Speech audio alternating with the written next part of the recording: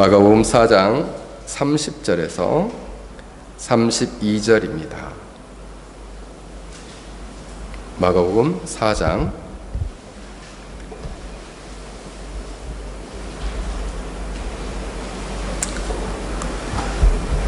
30절에서 32절 제가 읽겠습니다. 또 이르시되 우리가 하나님의 나라를 어떻게 비교하며 또 무슨 비유로 나타낼까?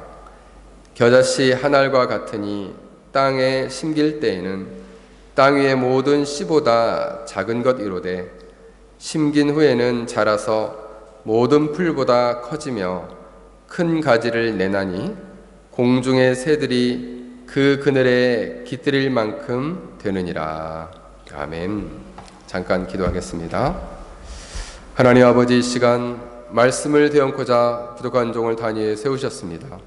성령 하나님, 하늘문을 여시고 이 땅 가운데 오시고 저희들의 심령 가운데 오셔서 저희들의 지성에 성령 하나님 조명하여 주시고 저희들의 마음에 성령 하나님 감동하여 주셔서 이 말씀을 밝히 깨달아 그 이 말씀 앞에 순복할 수 있는 마음을 주옵소서.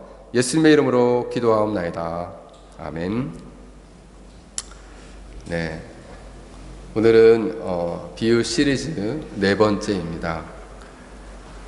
이제 일명 겨자씨의 비유라고 하는데 오늘의 말씀의 제목은 하나님 나라의 생장점이라는 말씀의 제목을 가지고 말씀을 전하고자 합니다.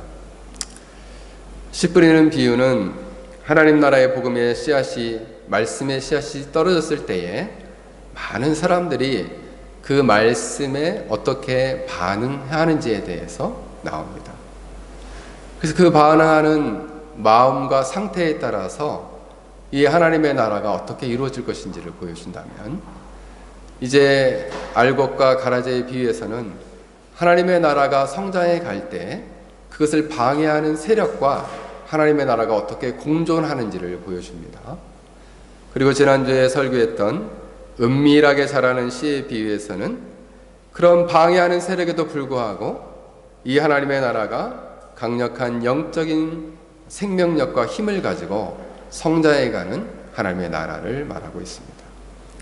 오늘은 이 작은 겨자씨의 한 알이 이제 땅에 심긴 후에 일어난 결과를 통해서 하나님 나라의 새로운 속성에 대해서, 새로운 성격에 대해서 이 시간 이제 우리가 생각해 보고자 합니다. 특히 이 겨자씨의 비유는 하나님 나라의 강력한 성장력과 폭발력을 보여줍니다. 성경에 보면은 이제 하나님의 나라는 겨자씨 한 알이 심기운 것과 심기운 후에 일어나는 현상과 비슷하다 말씀하고 있습니다. 이제 성경에 보면 마태, 마가, 누가복음에 이 겨자씨가 나오는데, 마태복음에는 이 겨자씨를 밭에 심고, 누가복음에는 채소밭에 심고, 마가복음에는 땅에 심었다 이렇게 나옵니다. 근데 이 씨가 얼마나가 보면, 자, 씨를 한번 보여주세요. 네, 저만합니다. 겨자씨가 종류가 서너 가지가 있는데 어떤 건 좀 새카맣고 어떤 건 저렇게 노랗게 생겼습니다. 근데 손톱 위에 올리면 정말 작아요. 중동의 남부나 동부 국가, 그 다음에 메소포타미아 지역과 아프가니스탄에서 이 겨자씨가 자라는데, 이제는 농부는 오늘 본문에 보면 단 하나를 취했다 이렇게 나옵니다. 작은 하나를 딱 취했다는 거예요. 이 보잘것없는 씨가 이제 성경에 보면 모든 너희 씨 중에 가장 작은 씨다 이렇게 얘기합니다. 한국으로 치면은 뭐라고 표현할 수 있을까요? 우리 어릴 적에 우리가 키가 좀 작은 사람만 보이면은 너희 좁쌀만한 녀석이 까분다 뭐 이렇게 얘기도 많이 합니다. 좁쌀만하다. 좁쌀. 여러분, 좁쌀도 저렇게 동글동글하게 작은 씨앗처럼 생겼습니다. 그러니까 한국 사람들은 겨자씨라 보통 표현을 안 하고 좁쌀만하다 이렇게 얘기를 하는데, 가장 작은 것을 뜻해요.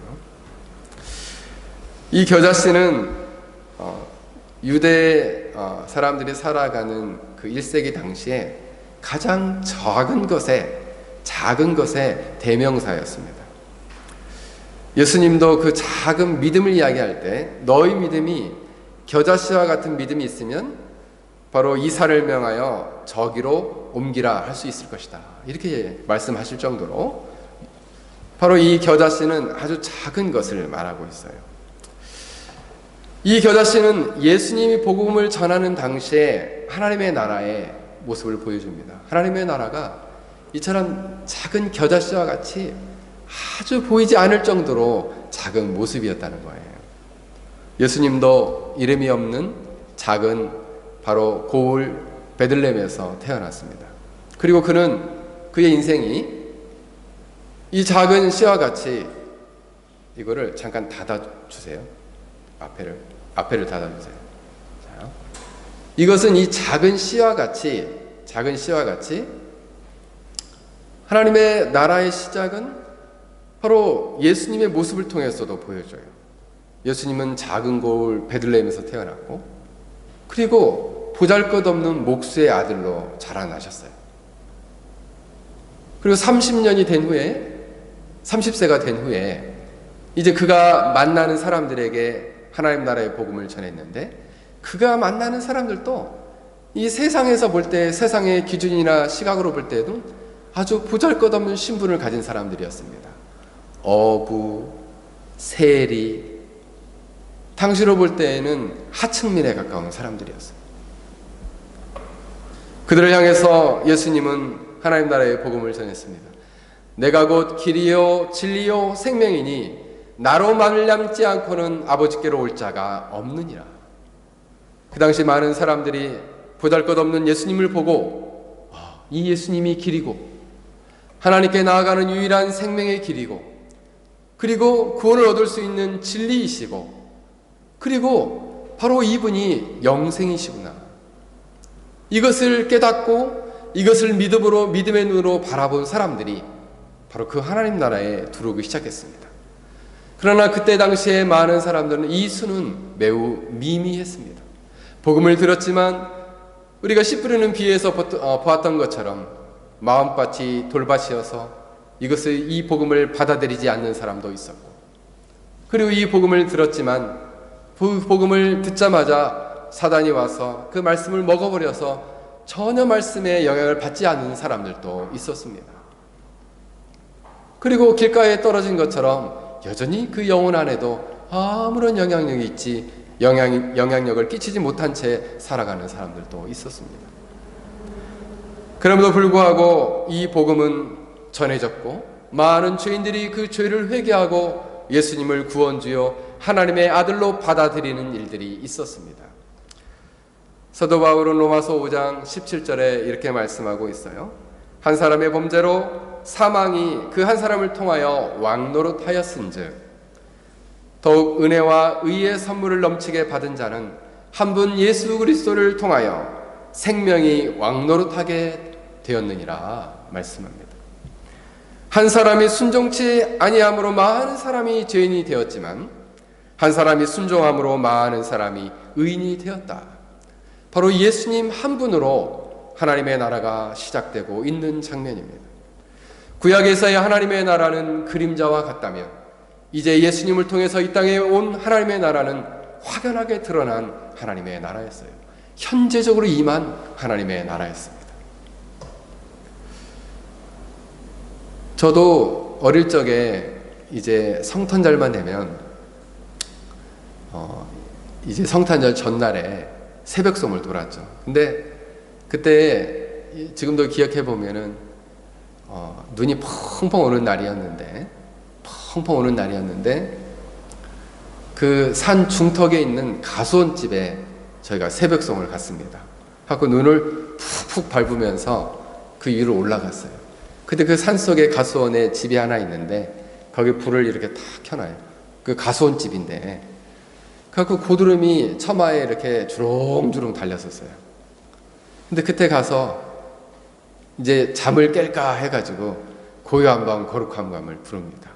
그래서 조용하게 고요한 밤 거룩한 밤 부를 때 그때 불렀던 그 고요한 밤 거룩한 밤의 가사 속에 어떤 내용이 있냐면 왕이 나셨도다, 왕이 나셨도다, 이런 내용이 있어요. 그때는 이 내용의 의미를 잘 알지 못하고 불렀어요. 왕이 나셨도다, 이 의미를 잘 몰랐어요. 근데 실제로 예수님이 이 땅에 오셨을 때 바로 왕이 나셨거든요. 하나님 나라의 왕으로 예수님이 이 땅에 오셨어요. 믿음의 눈이 있는 자만이 바로 예수님을 왕으로, 그 마음의 구원주로, 죄인을 구원할 세상의 구원주로, 구세주로 그 마음에 받아들였다는 것입니다. 이렇게 하나님의 나라는 한 사람의 영혼 안에 예수님을 받아들임으로 하나님의 나라는 그 작은 곳에서 시작이 되었다는 것입니다. 스코틀랜드에서 있었던 일입니다. 이제 저희 교회는 이제 개척한 지 6개월밖에 되지 않았지만 꽤 오랫동안 목회했던 두 목사님이 만났습니다. 그런데 생각했던 것처럼 목회가 잘 안 됐던 모양이에요. 그래서 이 목사님들이 서로 푸념하기 시작했습니다. 나는 지난주 한 주간 부흥회를 했는데 주님께 돌아온 사람이 딱 한 사람밖에 없었어. 너무 낙심이 되고 그리고 너무 절망스러워. 이렇게 얘기를 했습니다. 한 목사님. 그러자 한 분은 나는 오랫동안 목회를 했는데 딱 한 사람만 주님께 돌아왔어. 그 사람 이름은 로버트 마펫이라는 사람이에요. 근데 그 사람이 돌아왔지만 한 사람이 돌아와서 비록 적은 열매지만 그래도 나는 하나님께 감사했어. 이렇게 서로 얘기를 했습니다. 그 두 목사님이 고백했던 사람 중에 그 한 사람, 로버트 마펫이라는 사람은 그가 나중에 아프리카 선교사가 되어서 아프리카 선교의 가장 중요한 기틀과 기초를 세운 사람이 되었습니다. 부흥 집회 때 한 사람이 돌아왔다라고 얘기했던 그 한 사람이 바로 누구였냐면 아프리카의 그 유명한 리빙스톤 선교사였습니다. 이 리빙스톤 선교사님은 이 아프리카의 복음을 전함으로 말미암아 이제 예수 그리스도의 복음의 불에 강력한 불을 지른 선교사 중에 한 사람이 되었습니다. 한 사람의 회심은 잠깐 봤을 때 그리 크지 않은 것처럼 보입니다. 그리고 한 사람이 죽게 돌아오는 것은 그렇게 큰 일이 아닌 것처럼 보여요. 그러나 하나님의 나라는 이 한 사람의 놀라운 변화를 통해서 큰 역사가 일어난다는 사실입니다. 바로 그 일은 아프리카 대륙의 놀라운 변화의 역사를 일으켰다라는 것입니다. 저희 동기 선교사님이 이제 우간다에 가서 선교를 했습니다. 동기는 대학 때 제 동기인데 우간다에 가서 어느 날 저한테 이런 푸념을 하더라고요. 어느 날 잠을 자고 일어났더니 자기 집 앞에 세워놨던 자동차가 있는데 그 자동차 백밀러하고 바퀴를 누가 싹 빼갔더래요. 그래가지고 누가 이 바퀴하고 백밀러를 빼갔나 해가지고 중고시장에 갔더니 누가 그걸 비싼 값에 다시 내놨더래요. 근데 그분이 큰 어려운 가운데서도 지금 우간다에서 작은 라디오 방송국을 운영하고 있습니다. 근데 최근에 이 라디오 방송국에서 DJ를 보던 35살 된 청년이 있었는데 그 친구가 최근에 주님을 만나고 자기 밑에서 신앙생활을 하였답니다. 그러니까 자기가 방송국을 운영하니까 이제 DJ가 예수님을 믿게 된 거죠. 그런데 한 몇 주 전에 저한테 이 페이스북에서 연락이 왔는데 그 DJ를 한 친구가 이번에 그 지역의 도지사로 이번에 선출이 됐다는 거예요. 작은 35살밖에 되지 않아서 자기는 기대도 안 했다는 거예요. 그런데 이 한 사람이 주님께로 돌아왔더니 이 사람이 변화돼서 그 지역의 가장 높은 지위에 오른 지도자가 되었다는 겁니다. 그래서 앞으로 이 친구를 통해서 어떠한 역사가 일어날지를 기대해달라, 기도해달라 이렇게 연락이 왔습니다. 한 선교사님이 아프리카에 가서 열심히 선교를 하다가 이제 하나님의 부름을 받고 죽게 되었습니다. 그때 그 지역에 있는 많은 원주민들이 그 사람 앞에 이렇게 묘비를 세워줬어요. 그 묘비에는 이렇게 쓰여 있었습니다.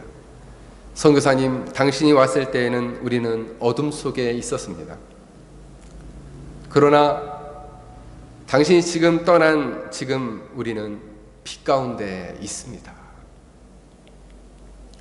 여러분, 작은 섬김이지만 이름도 없이 빛도 없이 나아가 씨앗을 뿌리고 저렇게 작은 겨자씨와 같은 복음을 뿌렸을 때 한 사람 한 사람이 돌아오고 그들은 나중에 고백하게 될 것입니다.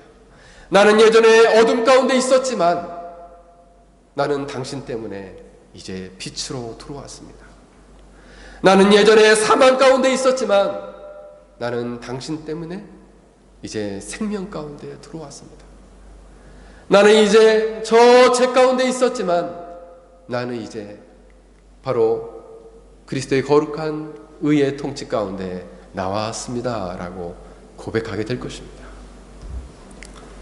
이처럼 예수님께서 선포하신 하나님의 나라는 겨자씨와 같이 아주 작고 보잘것없었지만 그러나 하나님은 그 작은 씨앗과 같은 그 복음을 통해서 그 작은 씨앗과 같은 섬김을 통해서 그 작은 씨앗과 같은 한 사람의 영혼을 통해서 하나님의 나라를 이루시고 성장시키신다는 것입니다.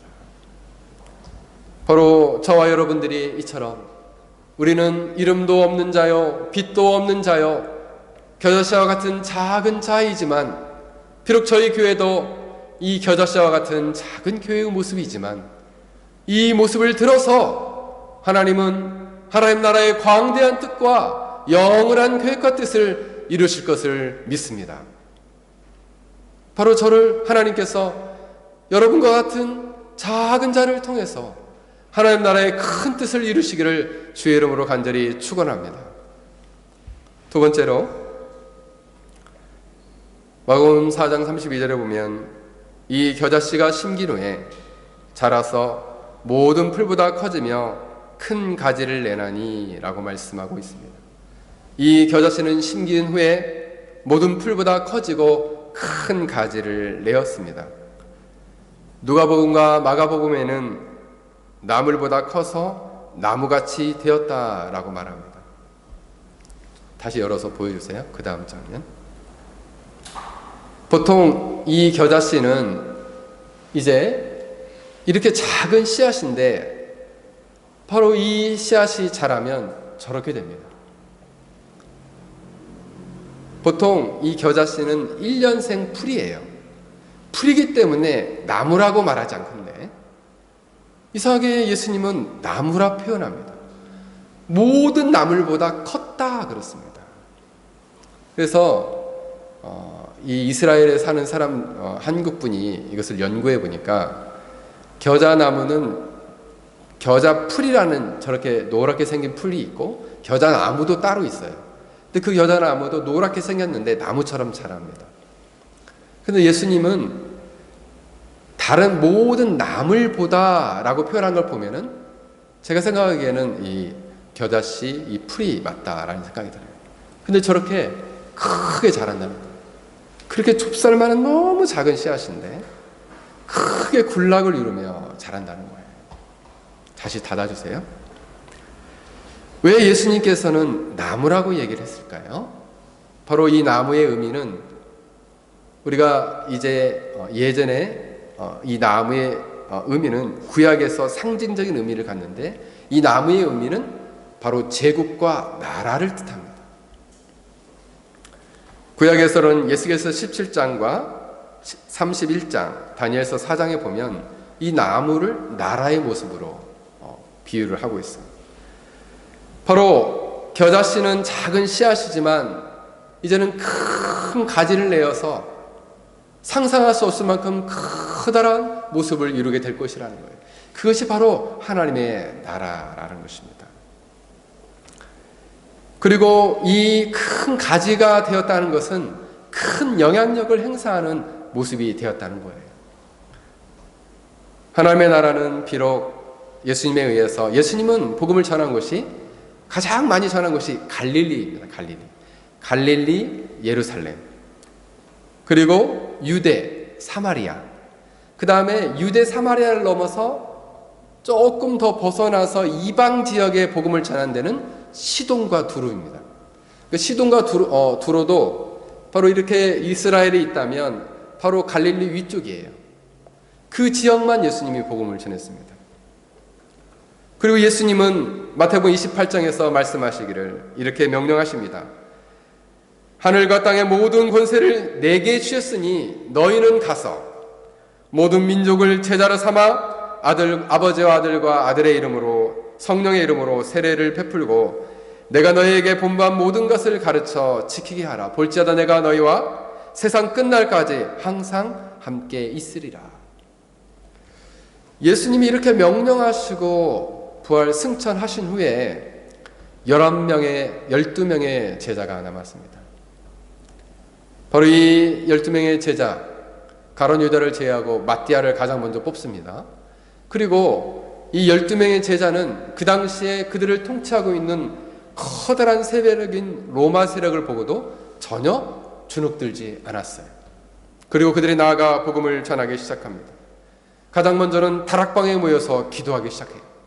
이때 성령의 놀라운 능력이 임하게 됩니다. 강한 바람과 같은, 그리고 불의 와 같은 성령의 역사가 임하자 어떤 일이 해결이 되냐면, 이 복음을 전하는데 가장 큰 문제는 언어의 문제인데, 놀랍게 각 나라의 언어의 말로 방언이 터지게 돼요. 그러면서 복음을 전할 수 있는 강력한 능력이 임하게 됩니다.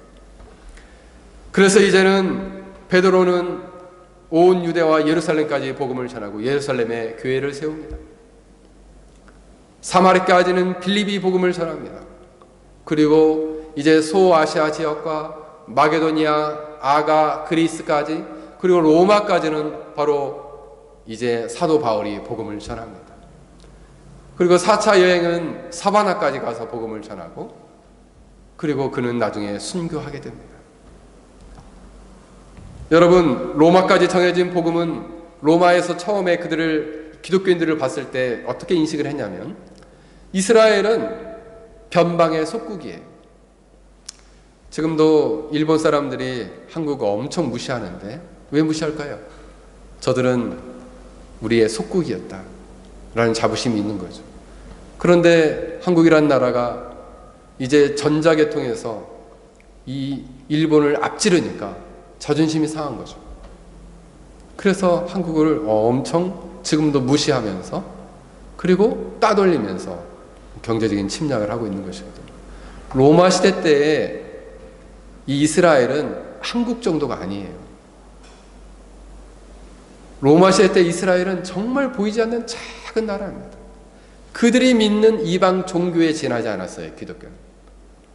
소문이 잘못 돌아가지고 그들은 피를 마시는 종교다, 성찬을 행하는 걸 보고 살과 피를 먹는 이상한 이방 종교라고 생각했어요. 그래서 AD 64년경에 로마에 불이 났을 때 네로 황제는 이 기독교인들이 불을 질렀다 해가지고 대대적인 핍박을 시작했습니다. 그때가 AD 64년이에요. 그리고 약 270년이 지나 313년에 이제 콘스탄틴 1세에 의해서 밀라노 칙령이 선포되고, 그리고 로마 제국 전체의 기독교가 공인되게 되었습니다. 그때 밀라노 칙령은 이런 의미예요. 이제부터 모든 로마인은 원하는 방식대로 종교 생활을 할 수 있다. 로마인이 믿는 종교는 무엇이든지 존중받는다. 그 전까지는 존중받지 못했어요. 로마인이라 할지라도 기독교를 믿으면 핍박을 당했고, 그리고 순교를 당했습니다. 이 밀라노 칙령은 기독교를 공인하게 되었습니다.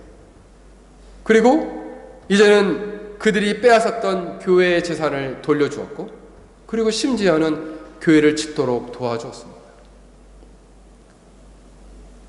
380년에 로마의 데오도시우스 황제 때에는 바로 이제는 330년, 330년이 흘러서는 어떤 일이 일어났을까요?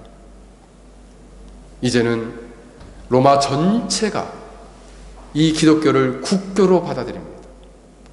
이방 종교에 불과해서 수백 년 동안 핍박했던 그 종교가 로마 전체 이제 모든 신앙이 국교가 되었다는 거예요. 이 로마의 국교가 된 후에 이 기독교는 급격하게 서유럽 전체를 정복해 가기 시작합니다. 선교학자 중에 이제 랄프 윈터라는 아주 대단한 20세기에 아주 탁월한 이제 선교학자가 있습니다. 이 선교학자는 2000년의 선교 역사를 5개로 구분을 했는데, 첫 번째 제1기를 이제 1년부터 400년 동안 바로 이 복음은 로마 전체 제국을 복음화시켰다라고 보았습니다. 그리고 400년부터 AD 400년부터 800년까지는 야만족들에게 복음 전체가 이제 심겨졌다라고 봅니다. 왜냐하면 서유럽 전체를 북유럽에 있던 고트족, 반달족, 앵글로 섹슨족, 그다음에 BC 고든족, 이러한 야만 족속들이 또 게르만 민족까지 해서 야만 민족들이 서유럽을 정복해 들어왔어요. 그들이 서유럽을 정복했지만 그들을 정복한 것은 복음이었습니다. 하나님 나라 복음이 그들을 싹 정복했습니다. 그리고 AD 800년부터 1200년까지는 이제 바이킹이 복음화되었다. 북유럽 전체를 지배하고 있고 나중에 영국까지 복음이 전해졌는데, 이 북유럽에 있던 바이킹들이 영국을 공격하기도 하고 또 유럽에 있는 사람들을 막 잡아가기 시작했어요. 근데 포로된 사람들이 수도사도 잡혀갔어요. 포로된 사람들에 의해서 복음이 전해졌어요. 그리고 놀랍게 그 바이킹이 복음화되었습니다. 이게 이 복음의 강력한 힘이에요. 서유럽 전체가 복음화되자, 그때 서유럽 야만족과 바이킹이 복음화될 때 이제는 아시아와 그리고 중동 지역에는 모슬림화되기 시작했어요. 그리고 예루살렘까지 모슬림화되자 이제는 이것을 참지 못하고 그 사라신 지역에 복음을 전하려고 전쟁을 일으킵니다. 그게 십자군 전쟁인데 모슬림 지역에 복음을 전달을 못했어요. 그러나 서유럽 전체가 이 복음으로 하나 되는 역할을 하게 됩니다. 종교개혁 이후로는 이제 이 시기를 제1기 선교의 물결, 제2기 선교의 물결, 제3기 설교의 물결로 나누는데, 제1기는 윌리엄 캐리를 중심으로 해서 연안 지역에 복음을 전합니다. 그래서 인도를 따라서 해안 지역에 복음을 막 전하는 일들이 일어나고, 또 제2기는 허드슨 테일러를 통해서 이제는 내륙으로 깊이 들어가서 본국으로부터 선교비를 받지 않고 복음을 전하는 역사를 일으킵니다. 그리고 20세기에 와서 대표적으로 타우젠트와 그리고 맥가브란을 통해서 이제는 이 복음이 내륙과 연안뿐만 아니라 종족별로 복음을 전해야 된다라고 해서 종족 선교가 시작됐고, 이제는 위클리프 선교회를 이끌었던 바로 이제 타우젠트는 종족별로 하나님 나라의 복음 성경을 번역해야 된다 해서 지금도 그 일을 하는 사람이 있어요. 얼마 전에 제가 발리를 한번 갔던 적이 있는데 발리 언어로 성경을 번역하는 분을 만났습니다. 지금도 그 일들이 진행되고 있다는 거예요. 이처럼 하나님의 나라의 복음은 로마 전체로 퍼져가고 서유럽 전체와 북유럽 전체, 그리고 이 모슬렘 지역까지 복음이 전해지고 해안 지역과 내륙 지역과 이제는 종족별로 하나님 나라의 복음이 전해지고 저 아메리카 지역에 복음이 전해져서 그 복음이 한국에 들어오게 되었고, 150년이 흘른 지금 한국에는 곳곳에 하나님의 교회들이 세워지게 되었다는 것입니다. 겨자씨와 같은 작은 복음이지만 이 복음은 전 세계에 편막게 되고, 그리고 하나님의 거룩한 은혜의 통치가 편방화되는 일들을 일으켰다라는 것입니다. 지금도 많은 선교사들을 통해서 아프리카의 복음이 전해지고 있습니다.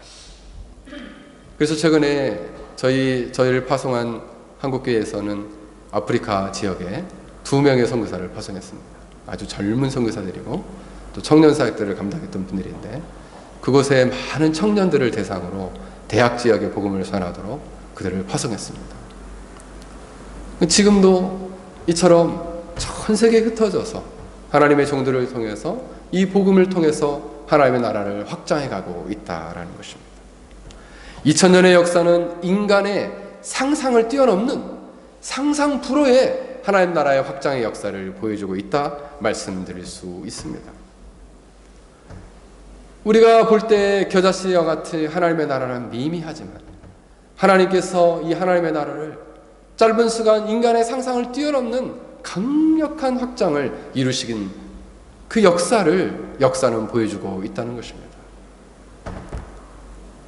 그러므로 우리 역시도 꿈꿔야 합니다. 우리는 비록 겨자씨와 같지만 겨자씨와 같은 우리를 통해서 하나님 나라의 거대한 역사와 선교의 역사를 이루어 주시도록 우리는 갈망하며 기도해야 합니다. 성경 본문 4장 32절을 보면 이제는 큰 가지를 내나니 공중의 새들이 그 그늘에 깃들 만큼 되느니라 이렇게 나옵니다. 사진 마지막 한 장 보여주세요. 이제 이 나무가 자라면 3m에서 4m까지 자라게 되는데 저렇게 새들이 와서 깃들게 되었다라는 것입니다. 다시 닫아주세요. 네. 공중의 새들이 날아와 깃들었다는 얘기는 하나님의 나라의 영향력이 엄청나게 커졌다라는 내용입니다. 하나님 나라는 바로 이러한 강력한 성장 잠재력과 가능성을 가지고 있어요. 그리고 이렇게 강력하게 성장하는 폭발력을 가지고 있다는 것이죠. 근데 우리가 궁금한 점은 이렇게 강력하게 성장해가는 하나님 나라의 원동력, 그 폭발력은 그 원인은 어디에 있느냐 하는 것이에요. 어디로부터 왔느냐. 그래서 우리가 성경에서 그 답을 찾을 수 있겠습니다. 오순절날 제자들이 한 곳에 모였습니다. 모여서 무엇을 했을까요? 하나님께 강력히 기도했습니다. 그러자 하나님께서 바로 성령 하나님을 이 땅 가운데 보내셨습니다. 제자들이 가장 먼저 한 일은 마띠아를 뽑았습니다. 그리고 그들이 함께 오순절날 모여서 기도하자 성령은 급한 바람과 같이 불의 혀와 같이 강력히 임재하였습니다. 사도행전 2장 8절 말씀처럼 오직 성령이 너희에게 임하시면 너희가 권능을 받고 라고 말씀하고 있습니다. 그래서 예루살렘과 온 유대와 사마리아 땅끝까지 이르러 내 증인이 되리라. 증인이 됐던 삶을 살 수 있게 했던 원동력은 바로 성령이셨습니다. 성령이 임하자 그들은 각 언어로 말하면서 이렇게 고백했어요. 하나님의 큰 일을 말함을 보도다. 내가 듣도다. 무엇으로? 각 나라의 언어로. 우리도 이렇게 성령이 임해가지고 언어가 짧은 시간에 쫙 된다면 얼마나 좋겠습니까? 말레이어도 참 잘하고 중국어도 잘하고 이러면 너무 좋겠는데, 그러나 이 언어의 장벽을 뛰어넘고 성령의 역사가 임하니까 그 수많은 장벽들을 뛰어넘으면서 하나님의 나라는 확장되어져 갔다는 것입니다. 베드로는 어떻습니까? 베드로와 11명의 사도가 함께 서서 설교했습니다. 베드로는 이렇게 외쳤습니다. 예수를 하나님이 살리신지라 우리가 이 일에 다 증인이다. 내가 이것을 봤다. 이스라엘 온 집은 확실히 알지어다. 너희가 십자가에 못 박은 이 예수를 하나님이 주와 그리스도가 되게 하셨느니라. 이 말을 듣자마자 그들은 마음에 찔렸다 그랬습니다. 그리고 3,000명이 회심했어요. 그 한 번의 설교에 3,000명이 회심하고 예루살렘 교회가 딱 세워지게 되었습니다. 베드로가 이렇게 얘기했어. 너희가 회개하여 각각 예수 그리스도의 이름으로 세례를 받으면 세례를 받고 죄사함을 받으라. 그리하면 성령의 선물을 받으리니. 이처럼 하나님의 나라는 성령의 강력한 임재에 의해서 하나님의 나라가 세워져 갔던 것을 보게 됩니다. 그러므로 우리 역시도 우리의 섬김과 사역에서 우리의 삶의 자리에서 성령의 강력한 역사가 함께 하시도록 그 성령의 충만한 역사를 간구하며 기도해야 할 것입니다. 두 번째 원인은 하나님의 나라가 이처럼 강력한 성장력과 그리고 잠재력과 폭발력을 가졌던 원동력은 사도들에 의해서 세워진 교회들을 통해서 일들이 이루어졌다는 사실입니다. 베드로를 통해서 예루살렘 교회가 세워졌습니다. 스데반을 핍박하자 흩어졌던 사람들에 의해서 안디옥 교회가 세워졌습니다. 그리고 사도 바울은 2차 여행 당시에 에베소 지역에 에베소 교회를 세웠습니다. 그리고 바다 건너 마게도니아 지역에 가서 아가야 지역에 빌립보 교회와 데살로니가 교회와 고린도 교회를 세웠습니다. 그리고 흩어져서 살던 많은 디아스포라 영혼들이 로마에 로마 교회를 세웠습니다. 하나님 나라의 복음을 들었던 사람들, 같은 신앙을 고백했던 유형의 공동체가 모여 가장 먼저 했던 일은 교회를 세우는 일이었습니다. 그리고 하나님께 예배를 드리고 그 교회를 중심으로 하나님의 나라의 복음을 외치며 전하였던 것입니다. 그리고 수많은 사람들을 초대하여 하나님 나라의 백성으로 불러들였던 것입니다. 우리 한국 사람들이 참 잘하는 것이 있다면 전 세계에 흩어져서 살면 가장 먼저 세우는 것이 바로 한인교회를 세우는 것이라 이야기하고 있습니다. 그래서 대략적으로 평균적으로 숫자를 내보니까 미국에 있는 한인교회만 5,000개 정도 됩니다. 5,000개. 미국 말고 다른 나라에 흩어져 있는 교회들은 약 2,200개 정도 됩니다. 2,200개. 그래서 미국 말고 가장 많은 이제 그 교회가 어디에 있냐면은 캐나다에는 약 500개 정도 있습니다. 그 다음에 많은 나라가 호주에는 약 350개 정도 있습니다. 그 다음에 많은 나라가 놀랍게 일본입니다. 일본 230개 정도가 있습니다. 말레이시아는 제가 생각할 때 이렇게 많은 것 같지는 않습니다. KL은 약 24개 정도가 있고 여기 페낭에는 4개 정도가 있으니까 이제 다른 지역은 아직 모르겠고 한 30개 안짝이 되지 않겠나 싶습니다. 그래도 한국 교민이 어디를 가든지 교회를 세우고 교회를 중심으로 신앙생활을 한다는 것은 참 축복받은 일이고 또 그 교회를 중심으로 하나님 나라를 위해서 헌신하는 자들을 돕는다면 그 역시도 너무나 소중한 사역이라는 생각이 듭니다. 이처럼 하나님의 나라는 하나님 나라의 씨앗이요 신적인 기관인 교회를 통해서 그 나라가 확장되어져 왔던 것을 우리는 말씀을 통해서 보게 됩니다. 그러므로 우리 역시도 하나님이 세우신 이러한 질서, 이러한 제도인 교회를 통해서 이러한 하나님 나라가 확장되도록 이 몸된 교회를 섬기고 또 이 몸된 교회를 통해서 그 일들을 이루어지도록 소망하는 것이 하나님 나라의 백성으로서의 마땅한 의무이고 마땅한 도리다라는 것입니다. 그러므로 이 페낭겔림교회가 하나님 나라를 위해서 그렇게 적극적으로 기여하고 쓰임받을 수 있는 교회가 되도록 여러분 기도해 주시기를 바랍니다. 마지막으로 하나님 나라의 이런 확장과 성장의 원동력은 바로 그 교회를 세우는 사람들에 의해서 이루어졌다는 사실입니다. 이름도 없이 빛도 없이 복음에 헌신하는 하나님의 사람들을 통해서 바로 이 하나님의 나라는 확장되어졌다라는 것입니다.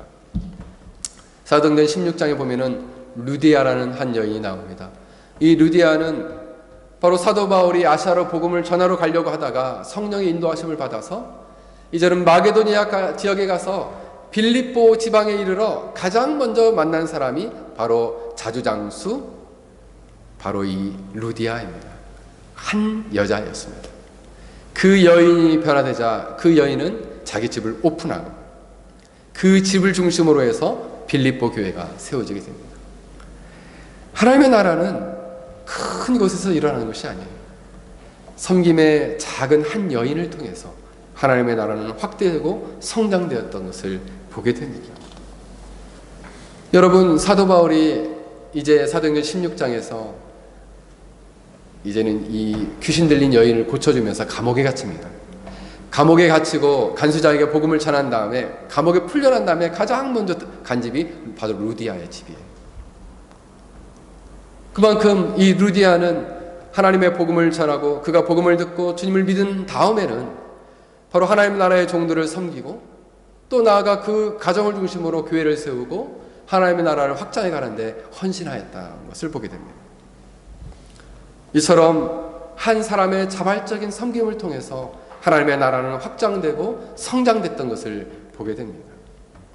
그러므로 우리 역시도 하나님의 나라는 그래 저 사람의 헌신을 통해서 이루어지겠지라고 생각지 말고 바로 루디아 같은 우리 같은 작은 한 사람을 통해서 하나님 나라가 확장되고 성장된다는 것을 우리가 믿음의 눈으로 바라봐야 하겠습니다. 그리고 우리는 꿈꿔야 합니다. 우리가 비록 적은 힘이지만 겨자씨와 같이 작은 사람이지만 우리를 통해서 하나님의 나라는 원대한 하나님의 나라를 이루실 것이다 라는 믿음을 우리가 가지고 우리의 하루의 삶을 헌신하며 살아가는 여러분이 되시길 주의 이름으로 간절히 축원합니다. 우리 한번 같이 기도하겠습니다.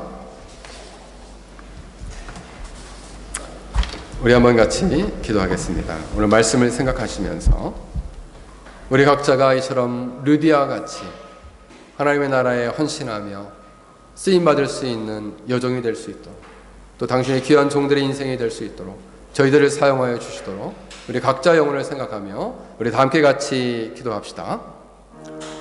하나님 아버지, 그렇습니다. 우리는 비록